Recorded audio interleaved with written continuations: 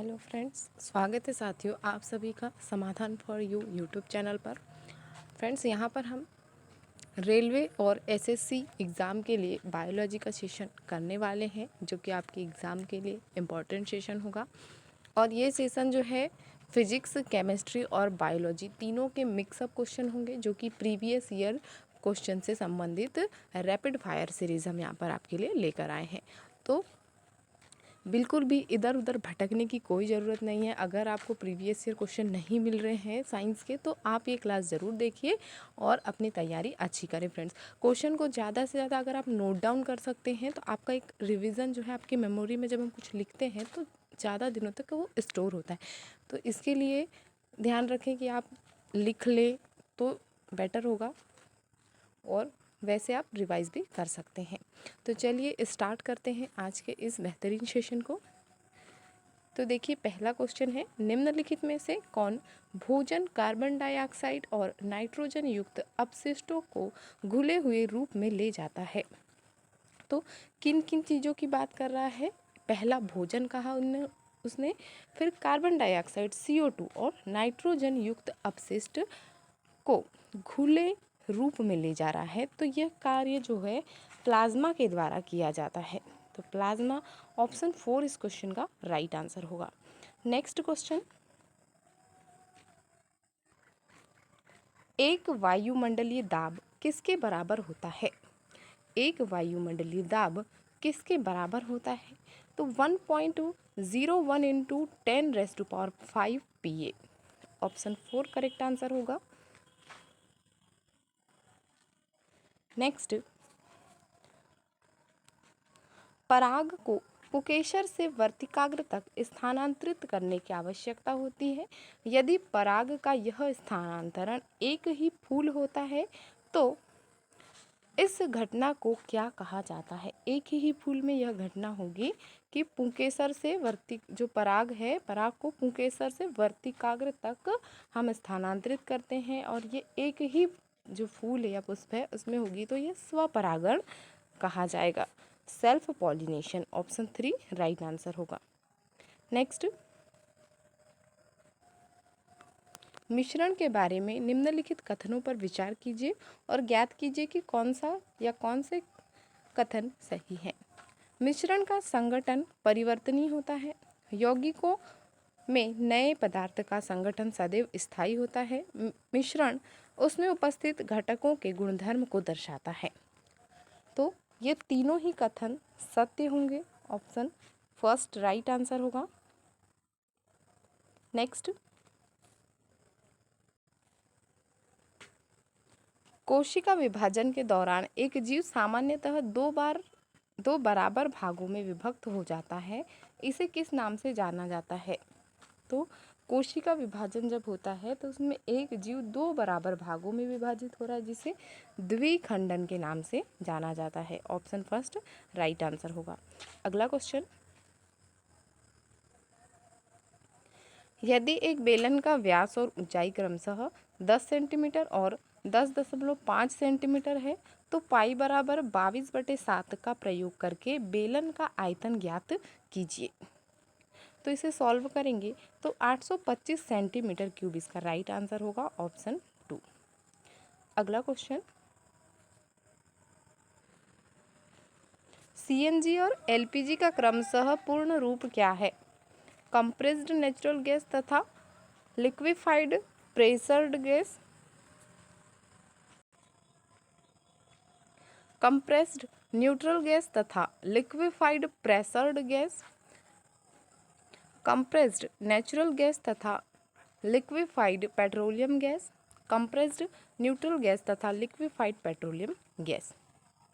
तो CNG और LPG का फुल फॉर्म हमें पूछा गया है, जो कि कई बार एग्ज़ाम में क्वेश्चन बनता है, और ये प्रीवियस ईयर क्वेश्चन है, तो आप देख ही सकते हैं कि ये क्वेश्चन एग्ज़ाम में आया हुआ है।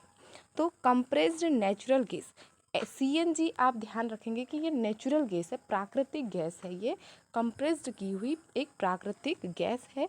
और LPG की बात करें तो LPG जो है लिक्विफाइड प्रेशर्ड गैस है, मतलब ये प्रेशर्ड गैस है और वो नेचुरल गैस है। तो ऑप्शन 3 यहाँ पर हमारा राइट आंसर होगा। अगला क्वेश्चन, C2H2, C2H4 और C2H6 हाइड्रोकार्बन के किस समूह से संबंधित हैं? क्रमशः एल्काइन, एल्कीन और एल्केन हाइड्रोकार्बन। तो ऑप्शन 4 राइट आंसर होगा। नेक्स्ट, तीन प्रतिरोध 3 ओम, 4 ओम और 6 ओम को संयोजन में किस प्रकार जोड़ा जाए कि उनका कुल प्रतिरोध 13 ओम हो जाए? तो सभी को श्रेणी क्रम में जोड़ा जाएगा, तब वह 3, 4, 6 जो है 13 ओम हो जाएगा। तो ऑप्शन फर्स्ट राइट आंसर है। नेक्स्ट,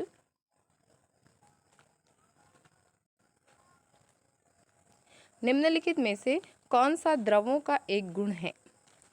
द्रवों का गुण पूछा गया है जो कि ठोसों की अपेक्षा द्रवों में विचरण की दर अधिक होती है। तो ऑप्शन 2 राइट आंसर होगा। अगला क्वेश्चन, किस शब्द सघन रूप से भरी हुई वृक्क निस्यंदन इकाई को संदर्भित करता है? तो कौन सा शब्द है जो कि सघन रूप से या घने रूप से भरी हुई वृक्क निस्यंदन इकाई को संदर्भित करता है? तो वृक्काणु इसका राइट आंसर होगा, ऑप्शन फर्स्ट। अगला क्वेश्चन, गर्मी के मौसम में सूती वस्त्रों को प्राथमिकता दी जाती है क्योंकि? तो गर्मी के दिनों में हमें सूती वस्त्र पहनने चाहिए। क्यों पहनने चाहिए? क्योंकि सूत पानी का उत्तम अवशोषक है और वाष्पीकरण के लिए पसीने को वातावरण में छोड़ता है। तो ऑप्शन 4 राइट आंसर होगा। अगला क्वेश्चन है, विरामावस्था से प्रारंभ करके राजू अपनी साइकिल से 1 मिनट में 24 मीटर प्रति सेकंड का वेग प्राप्त कर लेता है। साइकिल का त्वरण है तो 0.4 मीटर प्रति सेकंड स्क्वायर, ऑप्शन फर्स्ट। अगला क्वेश्चन, विभिन्न जीवों में प्रजनन की विधियां किस पर निर्भर करती हैं? तो जीवों में प्रजनन की विधियां जीवों की शारीरिक बनावट पर निर्भर करती है। ऑप्शन 3 राइट आंसर होगा। अगला क्वेश्चन, विद्युत चुंबकीय प्रेरण की खोज किसके द्वारा की गई थी? विद्युत चुंबकीय प्रेरण की खोज फैराडे के द्वारा की गई। ऑप्शन 3 करेक्ट आंसर होगा, फैराडे। अगला क्वेश्चन,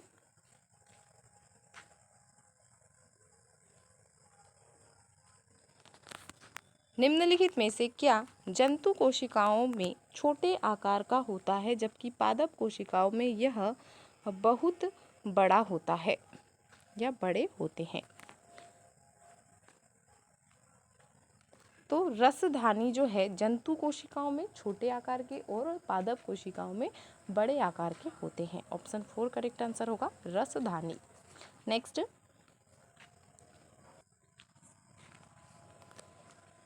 इस प्रश्न में एक कथन के बाद एक और दो क्रमांकित 2 कार्रवाइयाँ दी गई है।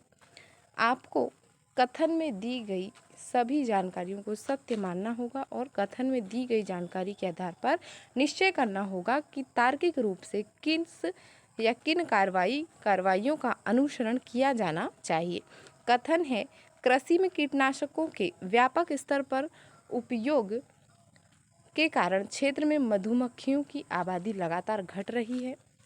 कार्रवाई में दिया गया है कि चरम परागण ऋतु के दौरान कुछ कीटनाशक के उपयोग को प्रतिबंधित करने वाले नियमों को लागू किया जाना चाहिए। मधुमक्खियों की आबादी और परागण प्रयासों को कृत्रिम रूप से बढ़ावा देने के लिए शहरी मधुमक्खी पालन कार्यक्रम स्थापित किए जाने चाहिए।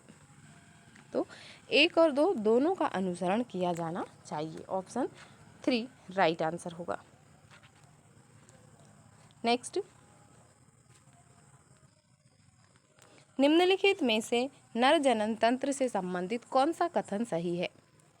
वृषण टेस्टोस्टेरोन हार्मोन का स्राव करते हैं।